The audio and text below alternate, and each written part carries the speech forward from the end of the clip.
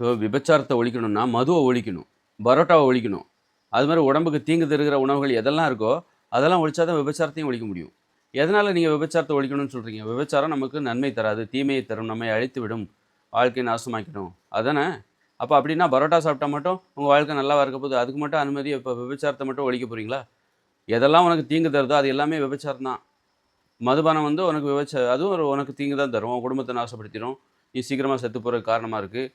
அப்புறம் வந்து அந்த மாதிரி இருக்கும்போது அப்போ அதுவும் ஒரு விபச்சாரத்துக்கு விபச்சாரம் என்ன பண்ணும்? தீங்கு தரும், நீ தீமை செய்யும், ஒன்று அழிச்சிரும். அதே தான் இது.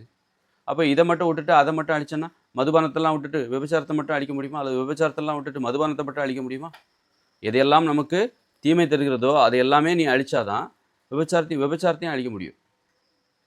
அதனால் வந்து நீங்கள் உங்கள் தனி மனித வாழ்க்கையில் உங்களுக்கு மனசு சுத்தமாக இருக்கணும்.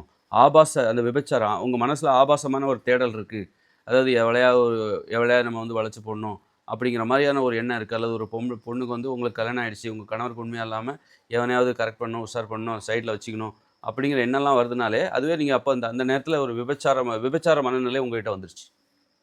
விபச்சாரம் போய் இந்த தெருவில் பண்ணால் தான் அது விபச்சாரம் கிடையாது. இந்த மாதிரி ஆபாச எண்ணங்கள் வந்துட்டாலே, ஆபாச தேடல், ஆபாச ஆசைகள் வந்துட்டாலே அப்போ நம்ம விபச்சாரம் தான், மனசு விபச்சாரம் ஆயிடுச்சு அப்படின்னு அர்த்தம்.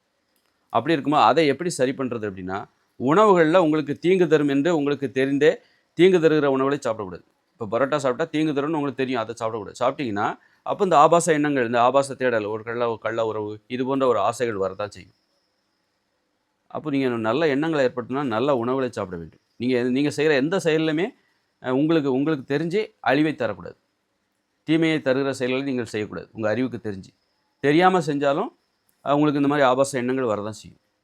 உங்கள் அறிவுக்கு உங்களுக்கு தெரியாமல் நீங்கள் ஒரு தப்பு பண்ணாலும் அப்போ தப்பு பண்ணுறீங்க, ஒரு உணவில் தப்பு பண்ணுறீங்க, ஒரு உணவு நல்லதா கெட்டதான்னு தெரியல, ஆனால் அதை சாப்பிட்றீங்க அப்படின்னா, கெட்ட உணவை நல்லதுன்னு நினச்சி சாப்பிட்றீங்க.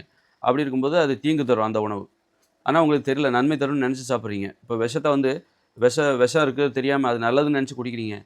நீங்கள் தெரியாமல் குடித்தாலும் அது வேலை செய்யும். அதுபோல் தான் நீங்கள் தீங்கான ஒரு உணவை சாப்பிட்றீங்க அப்படின்னா அது உங்களுக்கு தீமையை தரும். ஆனால் தெரில, நல்லது செய்யும்னு நினச்சி சாப்பிட்றீங்க, ஆனால் அது உங்களுக்கு தீங்கு செய்யுது அப்படின்னா அப்போ உங்களுக்கு வந்து நீங்கள் தெரியாமல் பண்ணாலும் உங்களுக்கு வந்து இந்த ஆபாச எண்ணங்கள் வரும்.